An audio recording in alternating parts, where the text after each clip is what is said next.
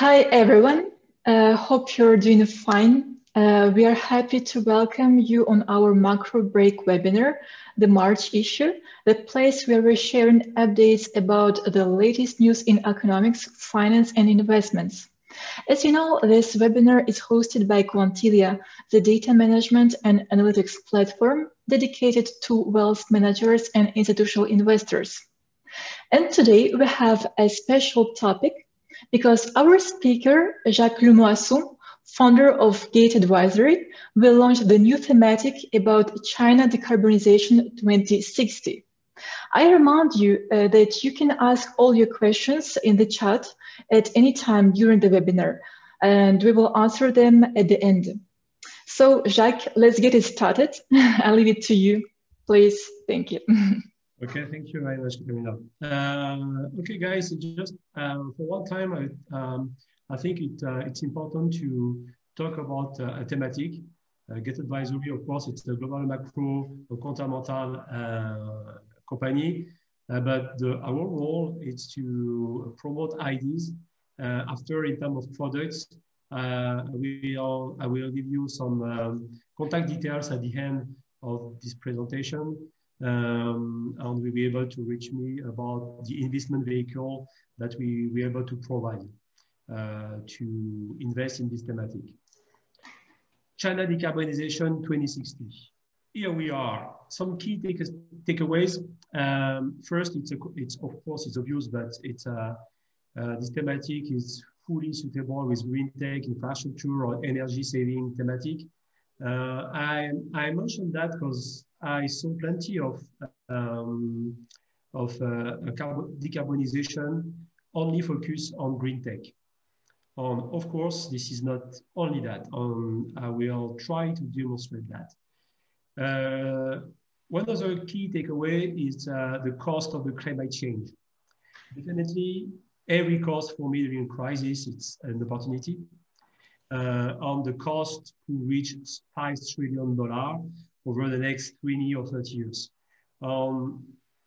I think that it's sometimes too easy to have a look only in this thematic through the asset angle. I think that to have a real deep knowledge about liabilities, I think it's crucial.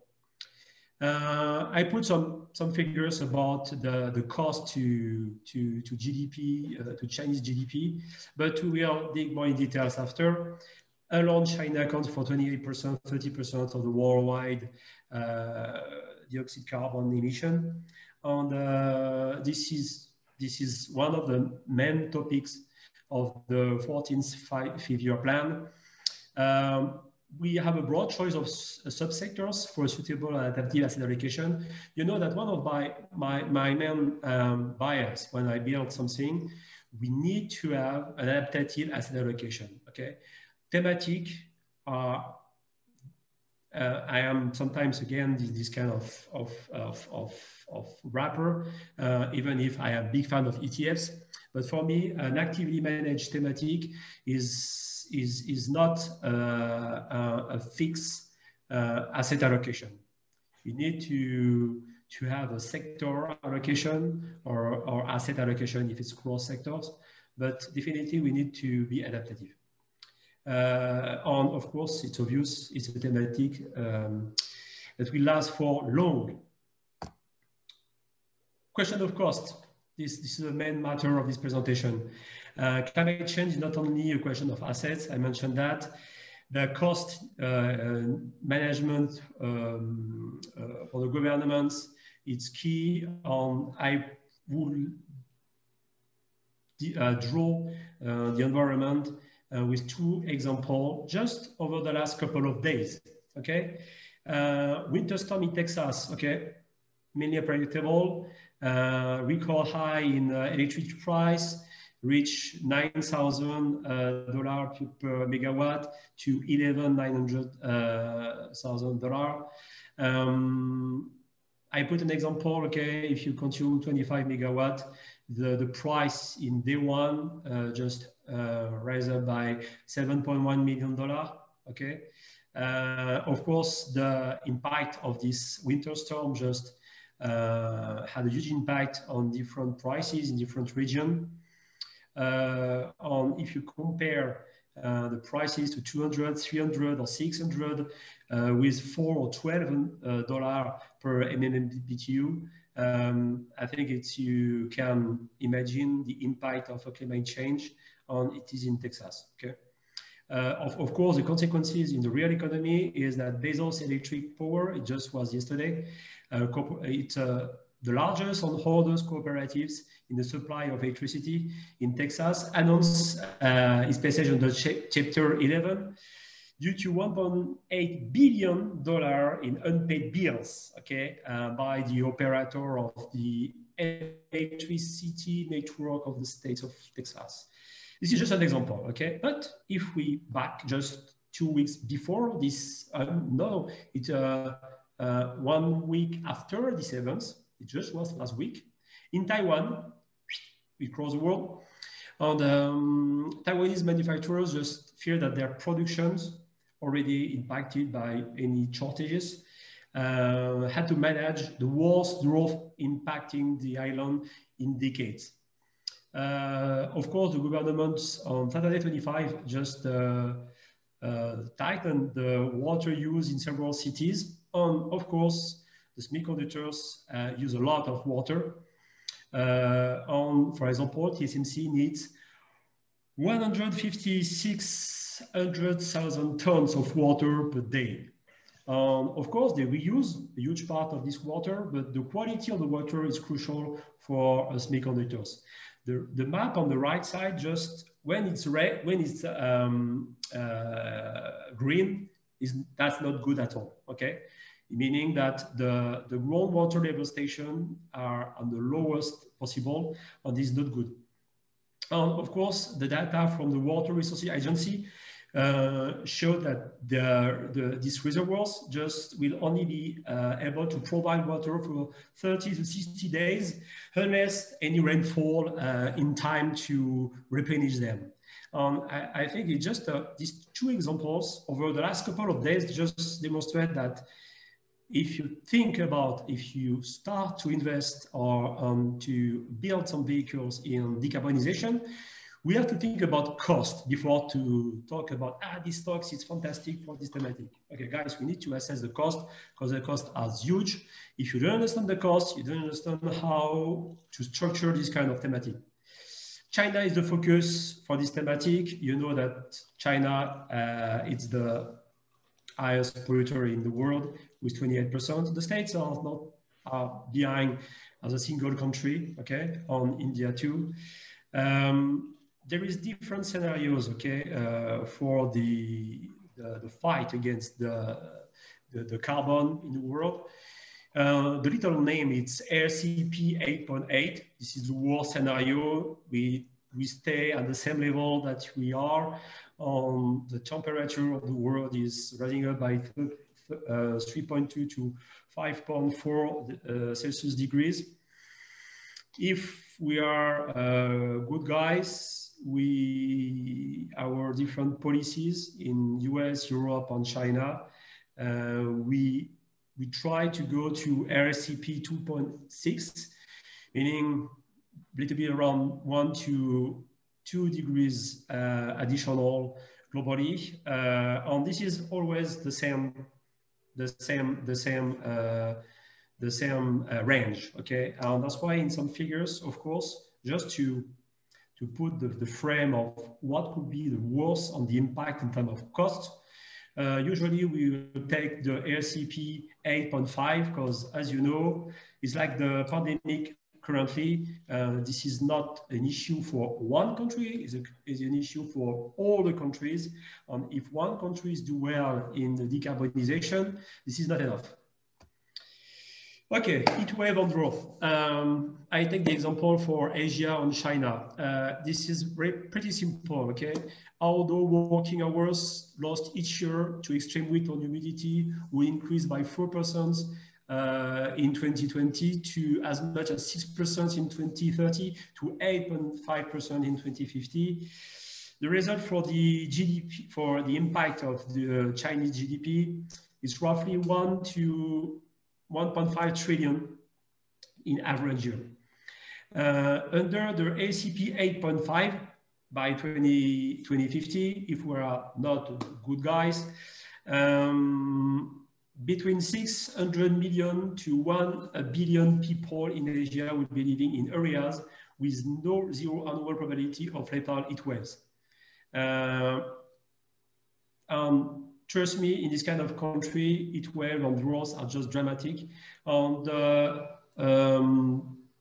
top left side, it's just passenger, okay, a flight affected by heat grounding each year. This is really quite small, okay, it's 8,000, okay.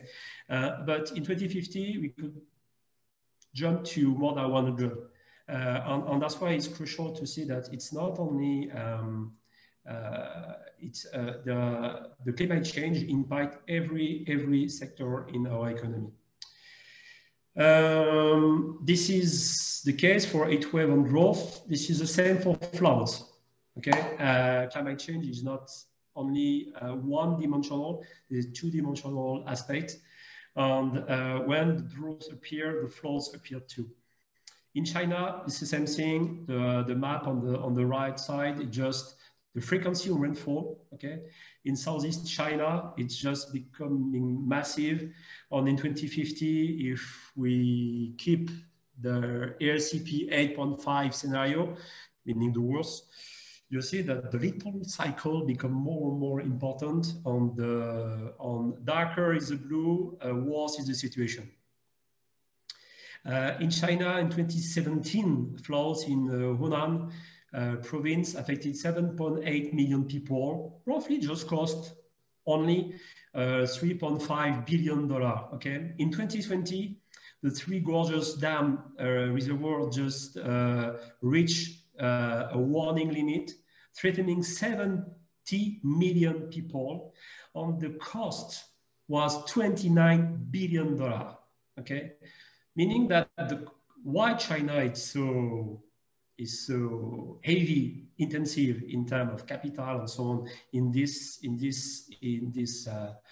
fight against the carbon, it just because the cost is becoming amazingly high, not only in terms of dollar or yuan, if you prefer, but in terms of life, in terms of infrastructure and so on. The cost is becoming pharaonic. La cuenta, por favor. Just to summarize it briefly, okay, in history, every transition is based on technology, on the cost of adoption.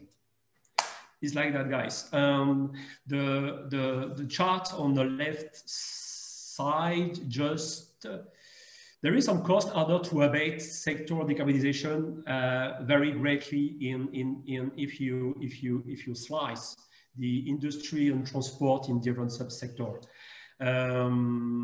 Of course, aviation, shipping will pay the highest cost in this scenario. Steel, cement, all the industry is quite manageable, okay? That's why I think that it's crucial to address at this stage that with this kind of order to abate cost, it's just to integrate that we need new process, not only to reduce carbon emission in, I should say, normal industry process, but also in transport, we need new source of energy. Hydrogen, it was my favorite, mainly because this is the only way to decarbonize the aviation and the shipping. I think that we will never see a cargo or a tanker or a commercial aircraft flying with batteries or purely electric or solar panels, but they could use hydrogen, and there is some test already. Okay, the strategy now. Okay, take a little money. I think that we need to start with the broad type of supply chain based on varying risk characteristics of downstream. It's crucial to understand what's going on when you talk about carbonization. There is different layers. Okay, the specialty supply chain. Okay, definitely all the strategic company just helping to decarbonize. The intermediate supply chains between the specialty and the commodity, or the commoditized supply chain. This is three aspects that we need to keep in mind when you talk about decarbonization, not only in China, but states will do the same job, or we do the same in Europe. The three pillars of decarbonization are electrification, decarbonization of the electricity, and energy efficiency. From these three pillars, I designed 5 sub-themes. The industrial energy efficiency, for me, it's the key topic. Okay, I think it's okay. It's fashionable to talk about yes, green energy, blah blah blah. Okay, fine, but okay, I would love to discuss with green parties and so on in the world. Just say, hey guys, you want no carbon? Okay, fine, but you don't want steel too. On how you don't want steel, how you can build solar panels, how we can build wind farm without steels, aluminium on turbine and so on. Or we need the whole industry to produce that. The goal is to incentivize all the company able to reduce their carbon emission when they are applying steel making process, aluminium, and so on. I think the industrial energy efficiency is one of the key topics to address decarbonization. It's not only a green tech fashion stuff. Okay. After we need to address the scaling and the standardization of the recycling and reuse. During a trip in China, I was lucky. I visited plenty of recycling companies, water treatment on trash and so on. And it was very interesting to see that how the standardization on the scalability, it's getting traction in this kind of subsector, are mainly due to for one thing. Decarbonization, it's a global issue on a global policy, I should say. But the decarbonization, it's a local process. We need recycle entity, we need efficiency, energy efficiency process, we need carbon capture process, even hydrogen productions locally. More we are local in all these aspects, better decarbonizations will be engaged. How I select the stocks. Now you know my process is always the same. Top-down approach to design at the end the sub-sector or the sub-themes, and after we apply the bottom-up. For that, we use all the research that we have access, mainly mainland research, of course. We put some threshold in terms of volume. That's why we selected more than 50, 60 stocks, because we don't want to have some constraint in terms of liquidity. Of course, we study not only the fundamental, but more than the fundamental, I think that we really focus on why is the process, on why I will have to select this company in this kind of thematic. You know, in the industry energy efficiency, I selected one steel maker. Why? Because this steel maker is the first steel maker in China produced in terms of market share, producing cold steel, meaning using twice or 3 times less, 3 times less electricity than the others. We need to invest in this company because investing in this company is kind of sign that, okay, guys, you are in the right way to decarbonize, and we need steel already. After the energy transitions, it's more the green tech stuff, okay? In the presentations, if you are very interested to discuss with me about that, I have some very interesting map, because of course, on on the east part of the country, and China, the nuclear is more dedicated on easier to implement. In the west part of the country, solar or wind are more interesting to implement. Of course, I'm a little bit engineer on when we transport electricity.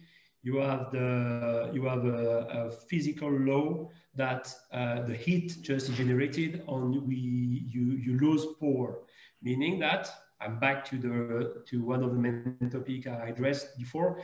We need to be local. That's why the energy transitions need to be adapted to each part of the country.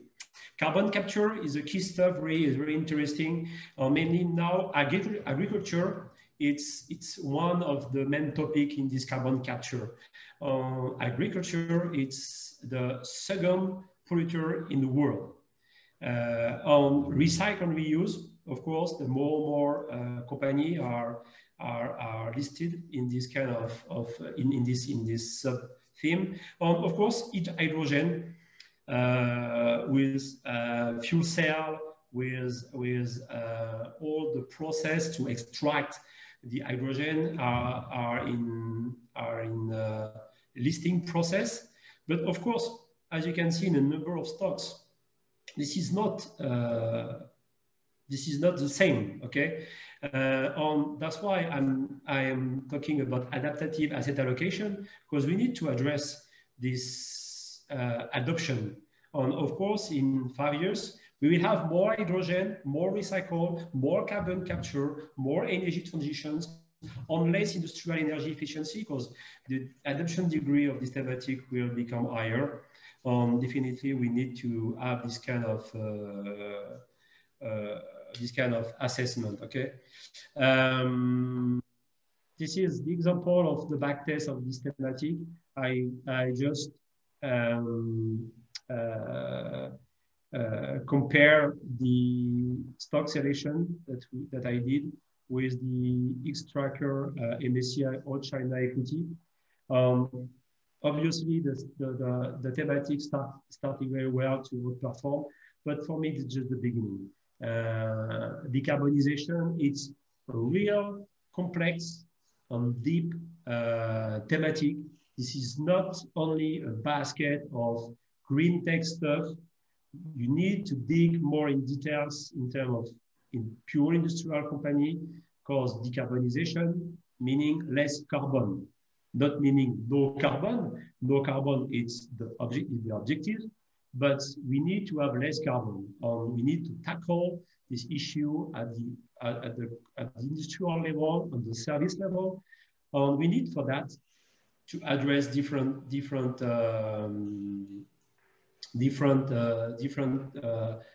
sub-themes of the sector.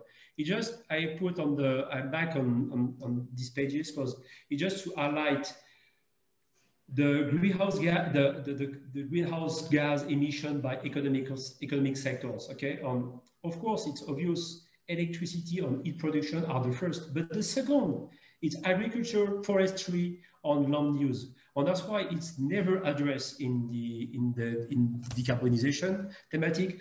Readdress that, okay? Because there are some stocks quoted in China about these topics. Not many, but there is. Okay. After the third gas emission, it's industry. That's why it's crucial to address the regular industry. And after we have transportation. Okay. In this case, transportation, I think that hydrogen will be a huge help in the decarbonization industry. And that's it. I put these details in contact regarding investment vehicles, info@gateadvisory.com. Contact me directly regarding the thematic.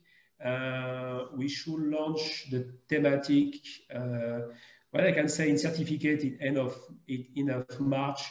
On UCITS funds will be launched in the coming months. I am available if you have any question about this. Amazing. Thank you.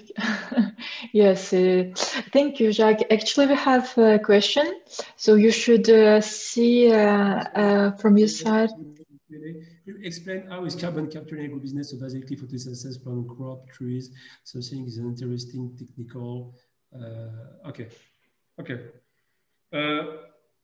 Carbon capture it's photosynthesis, but not only. It's a planting crop too, but you know, from the methane and from what the cow or what for life just produce, we can capture the carbon and we can extract also the hydrogen. It's called the green hydrogen.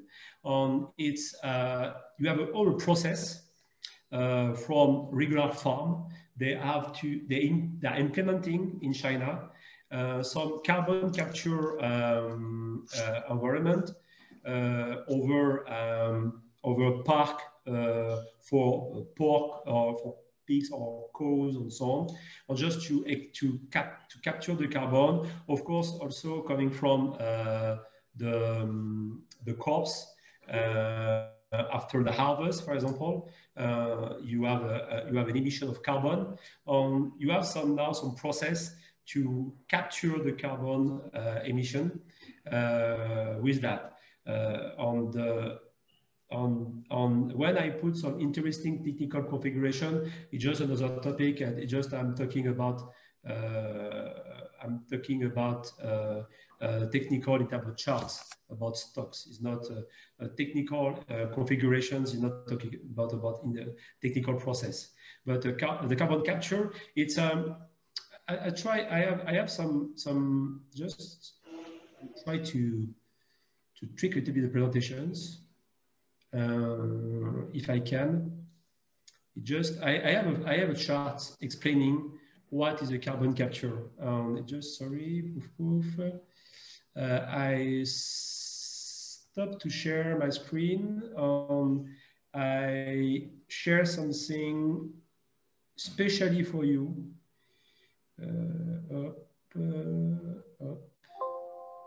Super. Magnifique. Sorry for that. It's not that at all.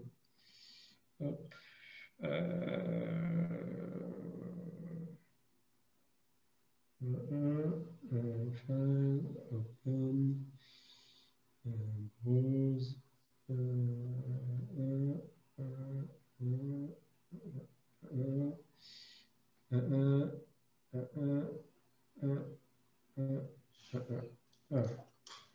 You can see my screen? No? I don't see. You can try to share, please. No problem, yes. 2 seconds. I'm arriving. Oof. Okay.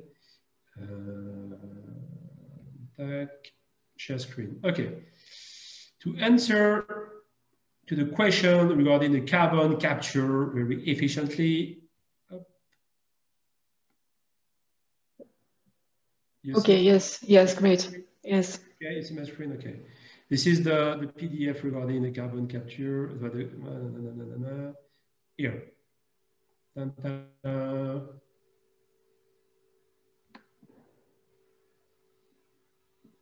Okay. Okay, well, this is a quite complex stuff. That's why I prefer to show this. You have on the right side all the details about how to carbon storage technique. Okay, this is you have different source of carbon storage. Okay. The soil carbon sequestration, you are afforestation or reforestation. After you have different storage on direct air carbon capture. The goal is not to dig more in details. I can send you plenty of documents about that, but you need to understand that this kind of projects are more and more integrated in forests, also in farms. Honestly, this is quite complex stuff, but it's not so difficult to implement. It's just a question of subsidies from states it's already direct on a new field of investigation on to build some new companies. And I have plenty of other charts about that, but as you mentioned, it's forestation and so on, but there is more than that, okay? There is a soil carbon sequestration and so on and so on. I can dig more in details, but it's not the purpose of that, but I have everything for you about that. I hope that answered your question. Thank you, Jacques. We have the next question. Yeah.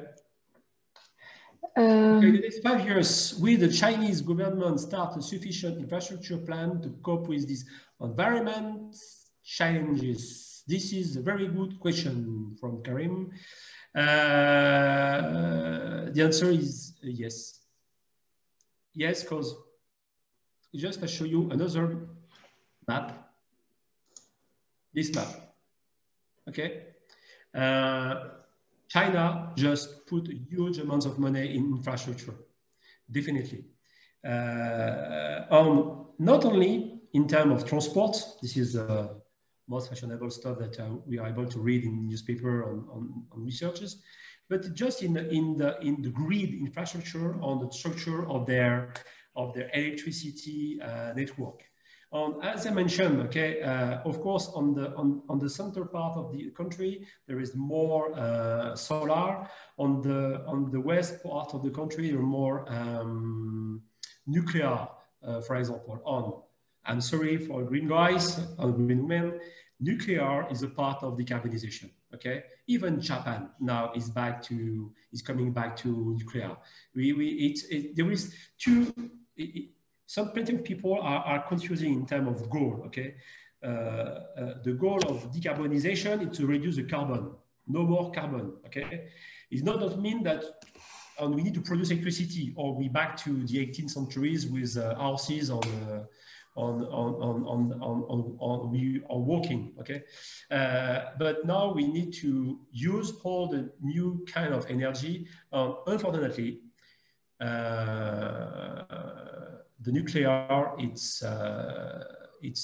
crucial. But I think that in the previous 5 years plan, China invested a huge amount of money in the infrastructure. They will continue to do that. Definitely, infrastructure. It's also a prerequisite to improve the quality of life of people. They already improve it, they will improve it to address the decarbonization. I hope that answered your question. Okay, thank you. In the part of the chat discussion, I think I see one more question again. Yeah. Okay, I just will. Okay, yes, okay. Thank you, Karen. On Mahad also, I hope that I answered your question too, in terms of carbon capture. I have plenty of details about that. On the carbon emission is coming from every animals or something like that. Okay, any trees, any plantation, and that's why when you have plantation, when you have trees on the cows, pigs, and so on, you have carbon emission. That's why it's just a process to capture that. Okay, thank you. From Daniel in the part of discussion. Yeah. Do you see from your side? Yes. In the chat, yes. Sorry, yes. Okay. The boss, we will launch an AMC in this month, and the CCAV UCITS fund in the coming months. The both, just to address a different kind of clients. We are an advisory company. That's why we cannot manage everything, of course, but we can dig in detail in different contact us by different channel, and we will back on that. But I think that's all our clients will receive a direct communication in the coming hours. Okay, great. More questions? Because I have one exactly. Jacques, do you think that relations between China and USA could influence the thematic, actually?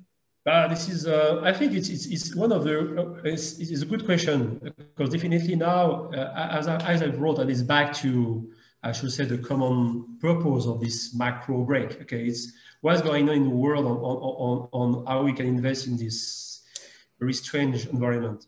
Definitely, as I mentioned in my Global Macro Insight every day, it's the Biden administrations will not change massively the relation with China. I write this on. I fully agree with myself. I should say this is just this is new Cold War, guys. Of course, there is no nuclear missile. There is no weapons, but the current weapons are tariffs, are perhaps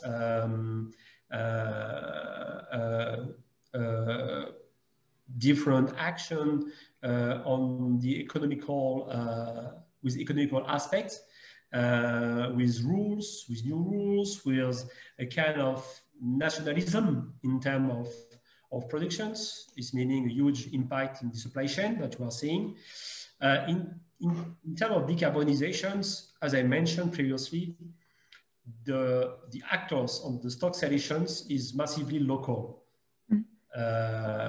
It's the same in states. Okay, it's by some way the 5G.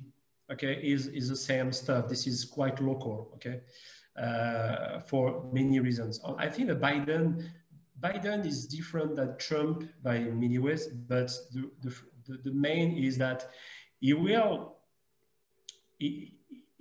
not let down the fight against China. He will just use some partners to increase the pressure on China and try to contain what the Thucydides principle put in place. Is when the second player in the league challenged the first one.